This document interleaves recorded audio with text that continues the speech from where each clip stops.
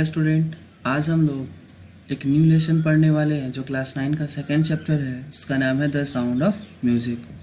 ये story the sound of music दो part में बटा हुआ है। एक पार्ट जो है वो एवलिन ग्लेनी से रिलेटेड है और दूसरा जो है उस्ताद बिस्मिल्लाह खान है।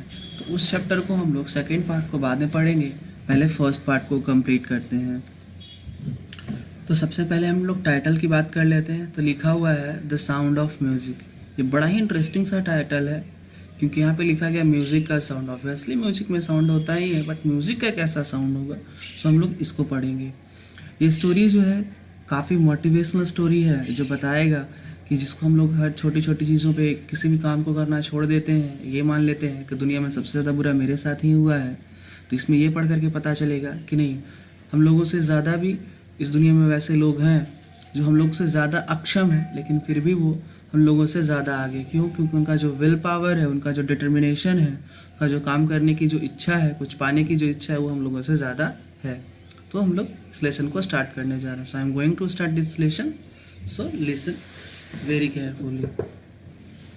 तो part first, Evelyn Glennie listens to sound without hearing it. अब सबसे पहले इसका टाइटल ही बहुत इंटरेस्टिंग है। लिखा हुआ है Evelyn Glennie listens to sound without hearing it. अब बिना सुने कोई साउंड को कैसे सुन सकता है? अगर आपको बोला जाए कि जस्ट क्लोज योर ईयर्स, आप पूरा ना कान अपना बंद कर लो और फिर बोले आपको म्यूज़िक को सुनो, तो पॉसिबल है क्या? It is not possible. लेकिन यहाँ क्या है कि एवलिन ग्लेनी जो है वो आवाज़ को सुनती हैं, लिसन्स टू साउंड, साउंड को सुनती हैं, और वो भी बिना हीयर किए, मतलब बिना कानों से सुने हुए। तो हम लोग देखेंगे कि वो कैसे सुनती हैं इस स्टोरी में। God may have taken her hearing, but He has given her back something extraordinary. What we hear, she feels for more deeply than any of us. That is why she expresses music so beautifully. कह रहा है कि God may have taken her hearing. कह रहा है भगवान ने क्या किया है, उनकी जो सुनने की शक्ति है वो ले लिया है। But He has given her back. लेकिन उन्होंने बदले में क्या दिया? Something extraordinary. एक्स्ट्राऑर्डिनरी मतलब जो ऑर्डिनरी नहीं हो, जो सभी लोगों के पास नहीं हो। क्या एक्स्ट्राऑर्डिनरी उनके पास? व्हाट वी हियर, जो हम लोग सुनते हैं, सी फील्स, वो महसूस करती हैं। और हम लोग सभी जानते हैं कि कहते हैं कि म्यूज़िक जो है वो महसूस किया जाता है, उसको सुना नहीं जाता है। The person who feels the music they can understand the music. कि जो म्यूज़िक को फील करते हैं वही म्यूज़िक को समझ सकते हैं, साउंड की वैल्यू को समझ सकते हैं। तो एवलिन ग्लेनी जो है वो भी साउंड को क्या करती हैं? फील करती हैं। So now the story starts. ये स्टोरी जो है ना एक बहुत ही अच्छा मोटिवेशनल स्टोरी है। आप लोगों को जो है, जो आप छोटे छोटे इशूज़ बनाते रहते हो ना, मेरा तो पैर दुख रहा है, मेरा तो सर दर्द दे रहा है, उससे उन सारे चीज़ों से आपको बाहर निकलने में मदद करेगा। Rush hour crowds jostle for position on the underground train platform. A slight girl, looking younger than her 17 years, she was nervous yet excited as she felt the vibration of the approaching train. Rush hour crowds मतलब काफ़ी ज़्यादा busy our था, काफ़ी ज़्यादा busy समय था। वहाँ पे जो भीड़ था, जौसल मतलब होता है एक दूसरे के लिए धक्का मुक्की करना जगह के लिए। तो कह रहा है कि यहाँ जो लोग थे, भीड़ बहुत ज़्यादा था, और जो भीड़ था वो क्या था, ट्रेन को पकड़ने के लिए, ट्रेन पे चढ़ने के लिए जो है एक दूसरे को क्या कर रहा था? धक्का दे रहा था। अ स्लाइट गर्ल मतलब काफ़ी ज़्यादा दुबला पतला। A slight girl looking younger than her 17 years. एक जो लड़की थी, दुबली पतली सी लड़की थी जो 17 साल से कम की दिख रही थी। वाज नर्वस येट एक्साइटेड, जो नर्वस भी थी, एक्साइटेड भी। As she feel the vibration of the approaching train, जैसे जैसे वो ट्रेन के वाइब्रेशन को, अप्रोचिंग मतलब पहुँचना होता है, जैसे जैसे ट्रेन पहुंच रहा था और जब उसके वाइब्रेशन को फील कर रही थी, वैसे वैसे और ज़्यादा एक्साइटेड हो रही थी और नर्वस भी हो रही थी। It was her first day at the prestigious royal Academy of music in London and daunting enough for any teenager fresh from a Scottish form. अब कह रहा है, यहाँ पे बताया जा रहा है आपको कि ये इनके लिए पहला दिन था। It was her first day, उनका पहला दिन था। एट द प्रेस्टिजियस मतलब होता है फेमस। एक फेमस एकेडमी में जा रहे थे, एक स्कूल में जा रहे थे जिसका नाम क्या था? रॉयल अकेडमी ऑफ म्यूज़िक, जो कहाँ है? लंदन में है। वो काफ़ी ज़्यादा डरी हुई थी। कोई भी टीनेजर के लिए, जो कोई फ्रेश टीनेजर मतलब होता है जो मतलब अभी अभी टीनेजर में प्रवेश किया, जैसे आप लोग अभी हो, तो एक फ्रेश टीनेजर के लिए क्या था? काफ़ी ज़्यादा नर्वस वाला था क्यों? क्योंकि वो एक स्कॉटिश फॉर्म से निकल करके लंदन जा रहा है। स्कॉटिश फॉर्म मतलब अब आपको समझाते हैं।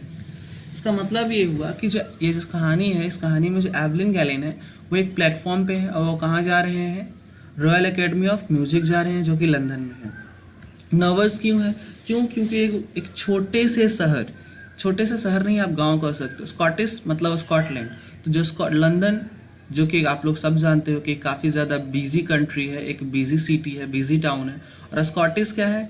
एक बहुत ही मतलब गरीब तो नहीं है, बट हाँ ये एक गांवों का देश है, इसलिए लिखा गया स्कॉटिश फॉर्म, मतलब गांवों से निकल करके। मतलब जो एवलिन ग्लैनी है वो क्या कर रहे हैं? गांव से निकल करके शहर जा रहे हैं, और इसलिए वो नर्वस है। क्यों? क्योंकि जो गांव की लाइफ होती है वो काफ़ी ज़्यादा लिमिटेड होता है, वहाँ ज़्यादा कुछ गाउडी नहीं होता है, उतना ज़्यादा तड़क भड़क नहीं होता है, ना ही बहुत ज़्यादा बिजनेस देखने को मिलता है, मतलब बहुत ज़्यादा व्यस्तता नहीं देखने को मिलती है। लेकिन जो शहर का लाइफ होता है वो काफ़ी ज़्यादा बिजी होता है, इसलिए जो है जो एवलिन गैलिन है वो काफ़ी ज़्यादा क्या है? नर्वस है। But this aspiring musician faced a bigger challenge than most, she was profoundly deep. लेकिन ये जो चैलेंज था ना कि वो एक फॉर्म से निकल करके और एक शहर में जा रहे थे, एक दूसरे शहर में जा रहे थे जिसका नाम लंदन है, वहाँ जा रहे थे। इससे भी ज़्यादा बड़ा चैलेंज क्या था? शी वाज प्रोफाउंडली डीप, वो पूरी तरह से बहरे थे। उनका मतलब उनमें जो सुनने की जो शक्ति थी वो पूरी तरह से समाप्त हो गई थी। अब सोचने की बात यह है कि जो सुन नहीं सकता है वो कौन सा एकेडमी जा रहा है? Academy of music.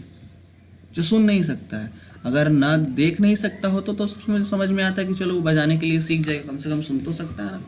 बट ये क्या है? ये पूरी तरह से डीफ है। अब अगर दिख रहा है बट हम म्यूजिक को जानते नहीं है कि किस म्यूजिक से, कौन से साउंड से कैसा आवाज़ निकलता है, किसकी आवाज़ कैसी है, तो कैसे कोई पढ़ेगा? तो ये उनके लिए सबसे ज़्यादा चैलेंजिंग यही था। Evelyn Glennie's loss of hearing had been gradual. कह रहा है कि एवलिन गैलिन जो थे उनका जो सुनने की जो क्षमता जो थी वो धीरे धीरे जो घट गया था, जो नहीं था, जो खत्म हो गया था, वो सडनली नहीं हो गया था, मतलब बचपन से ही वो बहरे नहीं थे, वो धीरे धीरे प्रोसेस हुआ है।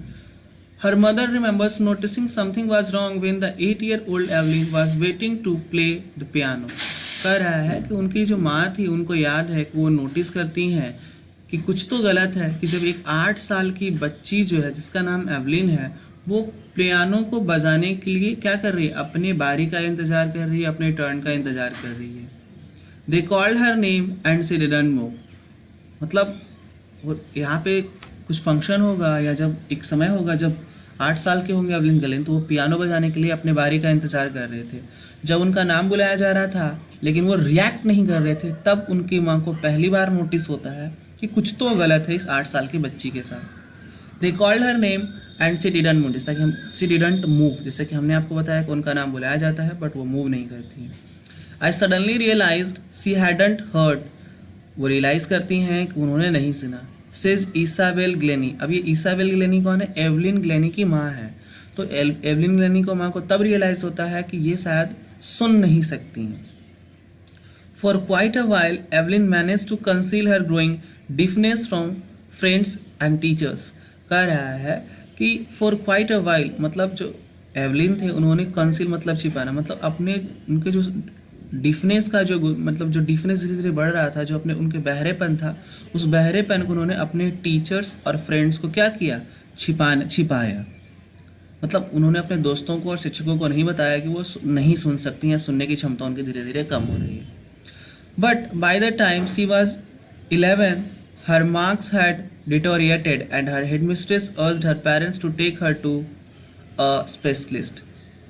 It was then discovered that her hearing was severely impaired as a result of gradual nerve damage. They were advised that she should be fitted with hearing aids and sent to a school for the deaf. Everything suddenly looked black, says Evelyn. अब यहाँ पे आपको बताया जा रहा है कि but by the time धीरे धीरे जो है जब वो 11 साल की हुई, 8 साल में कंफर्म हो गया था, मतलब 8 साल में पहली बार उनकी माँ ने नोटिस किया। 11 साल में जब वो 11 साल की हो गई तो उनके जो मार्क्स थे वो धीरे धीरे कम होते गए। तो जो उनकी हेड मिस्ट्रेस थी, मतलब जो वहाँ की जो प्रिंसिपल थी, जो मेड प्रिंसिपल थी, उन्होंने उनकी माता पिता को समझाया, क्या समझाया कि उनको जो है स्पेशलिस्ट के पास लेके जाए। और तब जा कर के ये डिस्कवर्ड हो गया, पूरी तरह से कंफर्म हो गया कि जो उनकी सुनने की जो क्षमता है वो बहुत ज़्यादा कम हो गई और धीरे धीरे जो कैसा क्यों हो गया, क्योंकि उनका जो नर्व है वो धीरे धीरे डैमेज हो गया, जो हियरिंग नर्व होता है वो धीरे धीरे डैमेज हो गया। और उन्होंने क्या किया, उस स्पेशलिस्ट ने क्या एडवाइस किया कि that she should be fitted with hearing aids, कि मतलब उनको जो है जो सुनने वाली जो मशीन है वो लगा लिया जाए और उनको जो है बहरों के स्कूल में क्या कर दिया जाए, भेज दिया जाए। Everything suddenly look black says Evelyn. Evelyn कहते हैं कि उनके लिए जो पूरा था वो अचानक से पूरा का पूरा अंधकार छा गया। आप समझ सकते हो कि अगर बचपन से नहीं दिखता हो, बचपन से कोई बहरा हो, बचपन से कोई गूंगा हो, तो बहुत कम फर्क पड़ता है, वो धीरे धीरे उस चीज़ का यूज टू हो जाता है। बट सपोज करो आज किसी को दिख रहा है, आज कोई किसी बात को सुन रहा है, बोल रहा है, और धीरे धीरे धीरे धीरे धीरे धीरे एक दिन ऐसा आ जाए वो बोल ना पाए, वो सुन ना पाए, तो कैसा होगा। आप खुद इमेजिन कर सकते हो कि एवलिन गैलन को कैसा महसूस हुआ होगा कि वो पहले सुन सकती थी बट धीरे धीरे धीरे धीरे वो अचानक से बिल्कुल भी उनको सुनना बंद हो गया। अगर किसी के भी साथ ऐसा होगा तो उसका तो पूरा का पूरा लाइफ लगेगा स्पॉइल्ड हो गया है, बर्बाद हो गया है, वो कुछ नहीं कर सकता है। तो वही चीज़ जो है एवलिन गैलन भी कह रही है कि उनको जो लगता है कि उनका जो पूरा जीवन है वो पूरा अंधकारमय हो गया। But Evelyn was not going to give up. अब कोई भी हम लोग के सामने चैलेंज आता है तो वहाँ पे दो तरह के रिएक्शन हो सकते हैं। पहला रिएक्शन, हार मान लो, जो हो गया बस हो गया, अब हम कुछ नहीं कर सकते। दूसरा, चैलेंज को स्वीकार करो, ठीक है तुम आया तो है बट देखते हैं तुम बलवान या मैं बलवान।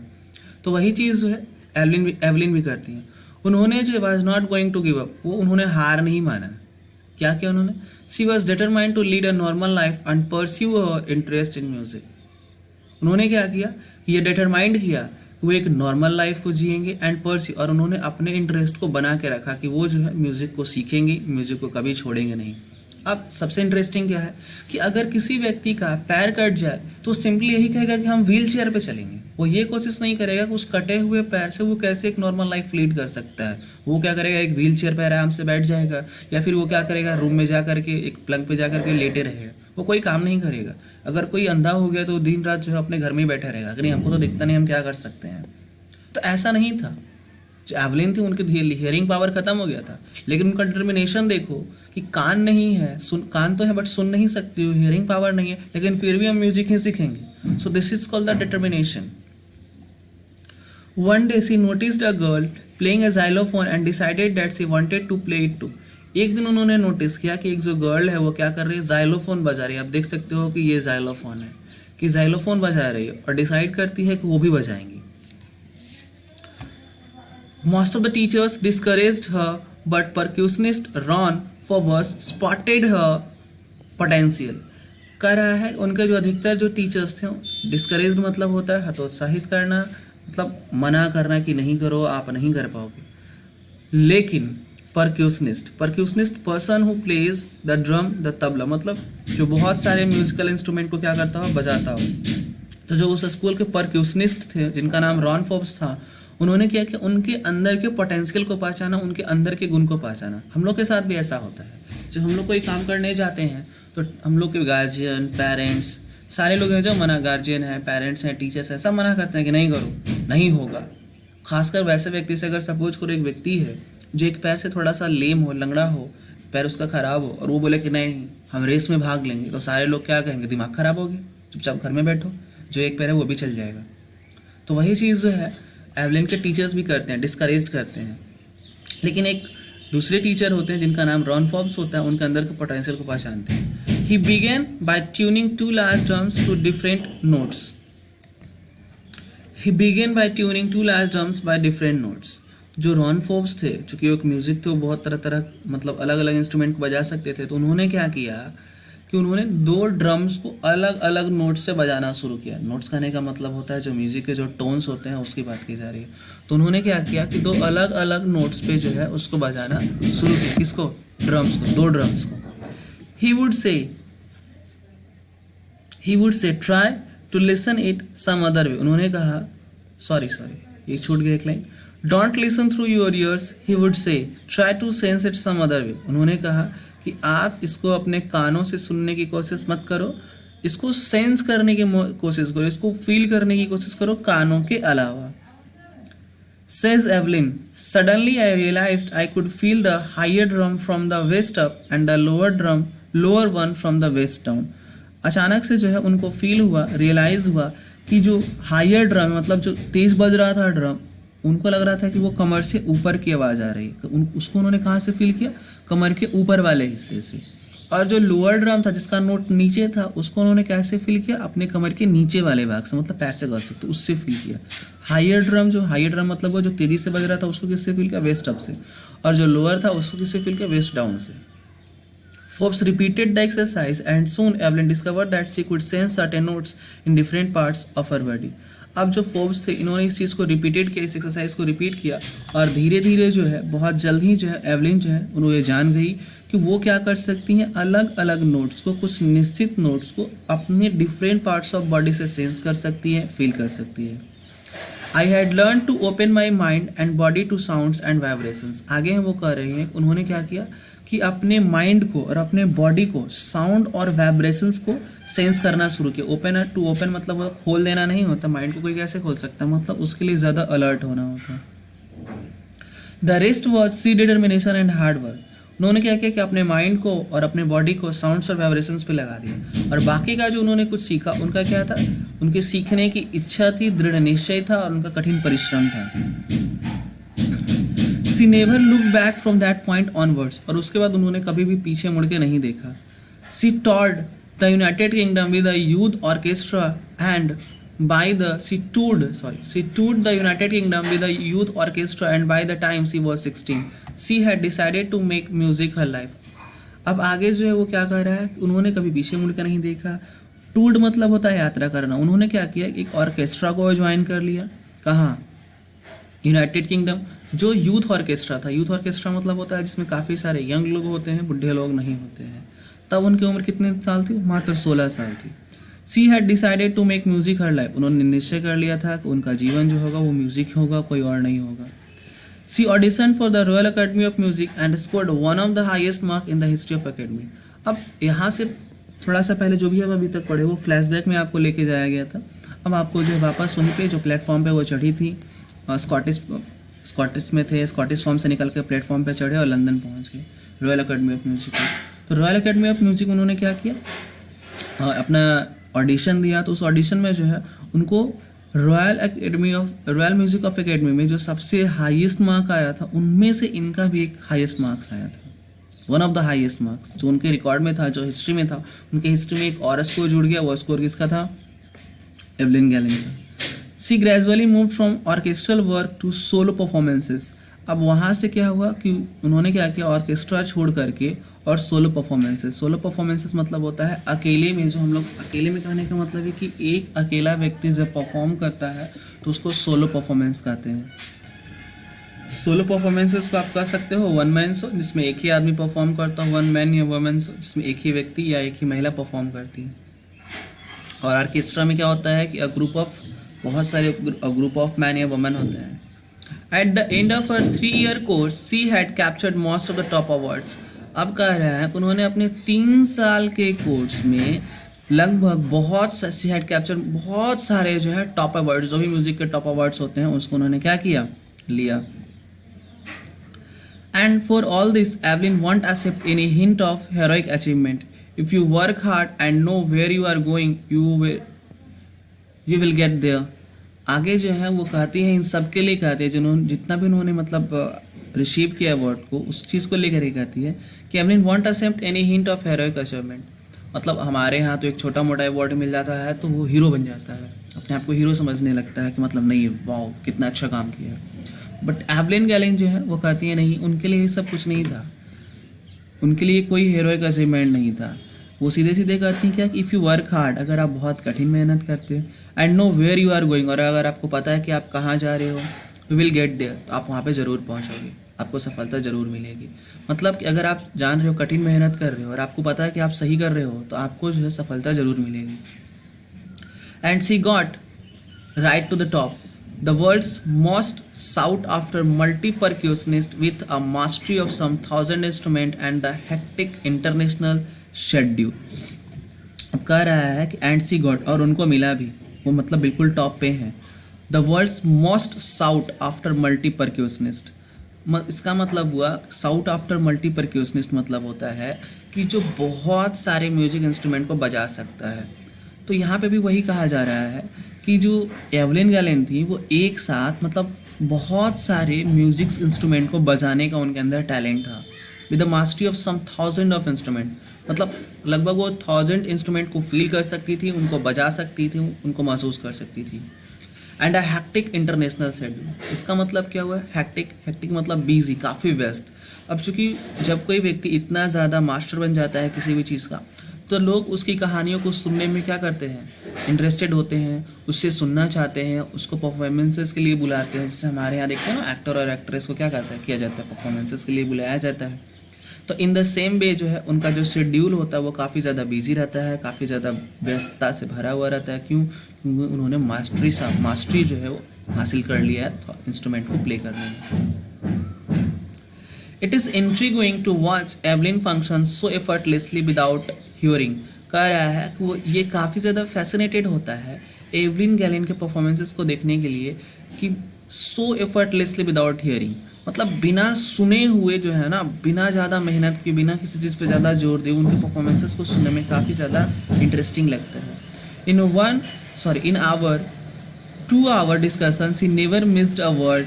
Men with bushy beards gave me trouble, she laughed. It is not just watching the lips, it's the whole face, especially the eyes.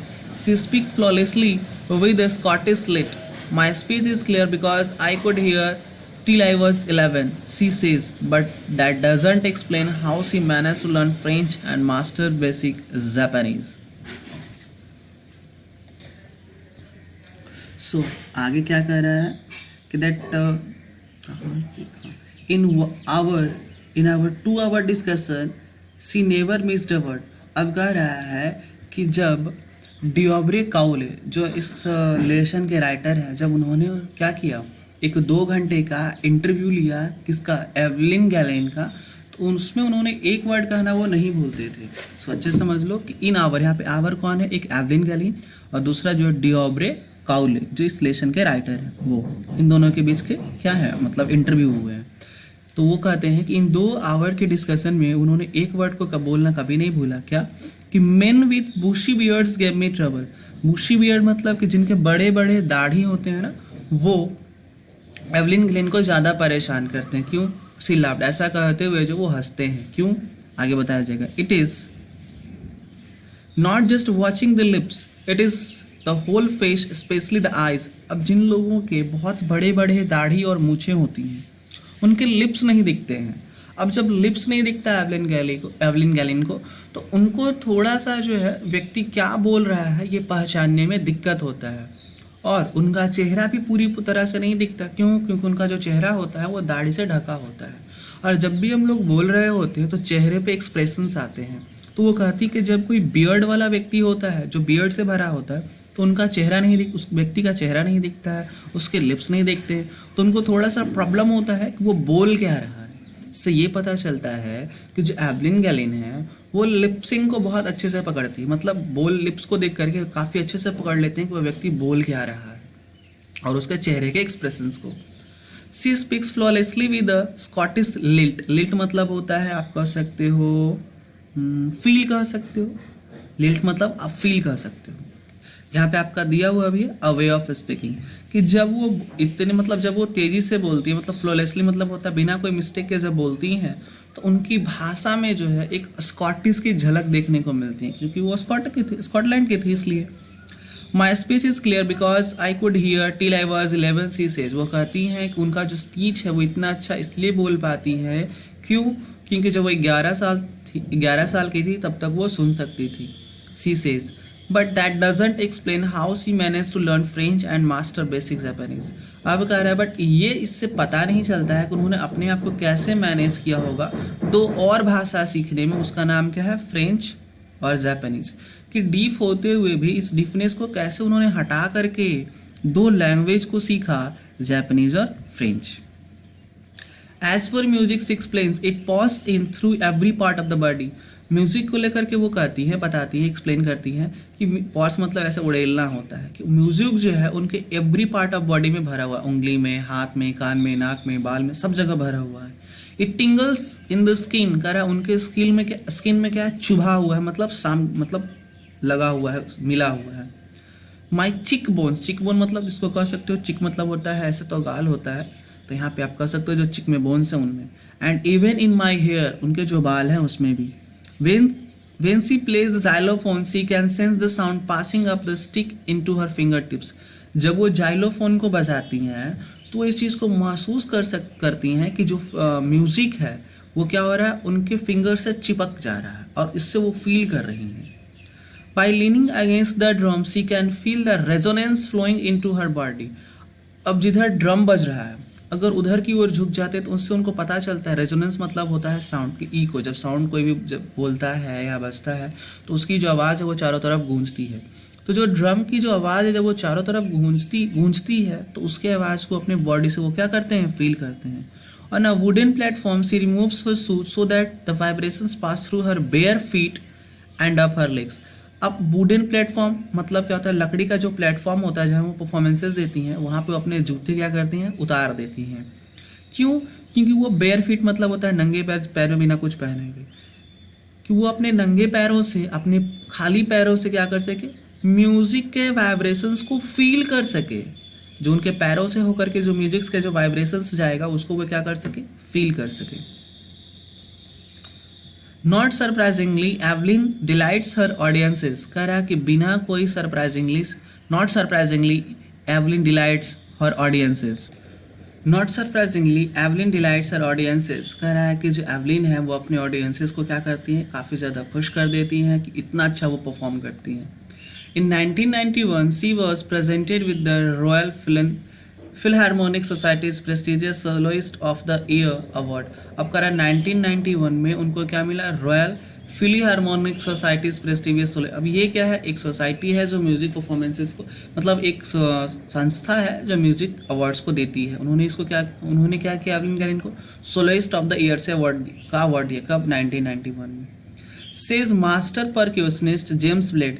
इनके बारे में जेम्स ब्लेड्स कहते हैं कि God may have taken her hearing. भगवान ने इनका क्या किया, सुनने की क्षमता को ले लिया है, but he has given her back something extraordinary. इनको क्या किया, कुछ अलग दे दिया।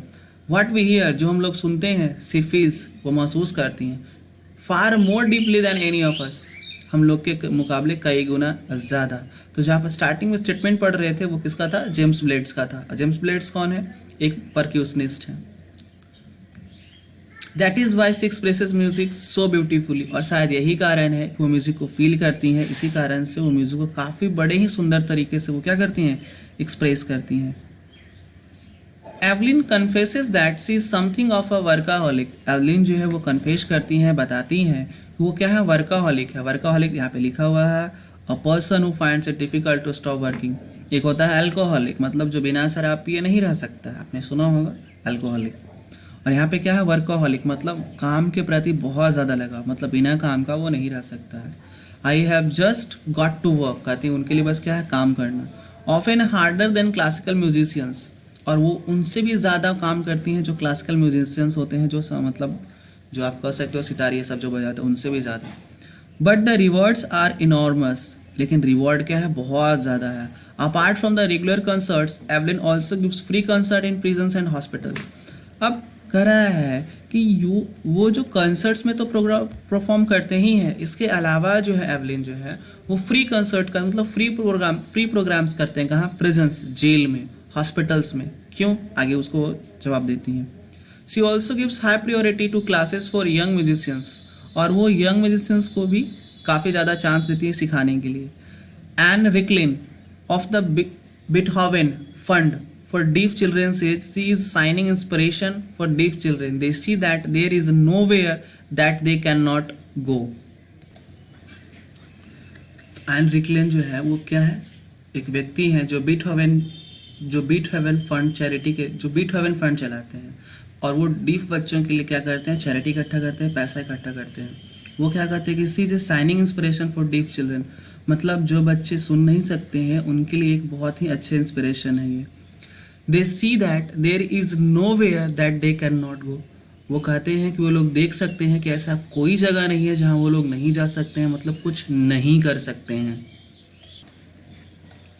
अब यहाँ पे एक क्वेश्चन ये है कि जो एवलिन गैलिन थी वो हॉस्पिटल्स में और प्रिजन्स में ही क्यों परफॉर्म करती थी या क्यों परफॉर्म करने जाती थी? कि कोई व्यक्ति जो है वो जेल और हॉस्पिटल, ये दोनों जगह तो जाना नहीं चाहता है। बहुत सिंपल सा इसका आंसर है, क्योंकि हॉस्पिटल में बहुत सारे मरीज़ होते हैं, बहुत सारे हैंडीकैप्ड लोग होते हैं जो ये मानते हैं कि वो लाइफ में कुछ नहीं कर सकते हैं, उनका लाइफ बर्बाद हो चुका है।